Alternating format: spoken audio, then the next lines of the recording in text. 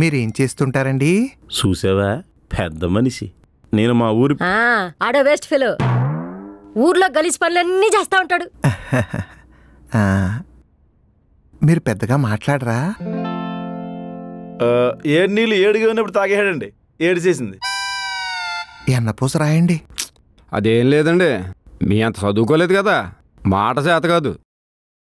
అమ్మాయి లక్షణంగా ఉంది. లక్షణంగా ఉంది కదా అని లక్షల లక్షలు కట్నం అడిగాక నిచ్చుకోలేం.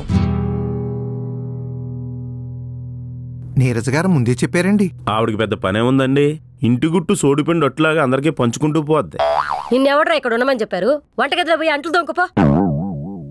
అదేదో పక్కూరు రోడ్డు కాంట్రాక్ట్ ఇచ్చినట్టు మాడతారేంటి? ఆయన అంత దూరం నుంచి వచ్చింది ఇంట్లో అంట్లు తోముకోవడానిక.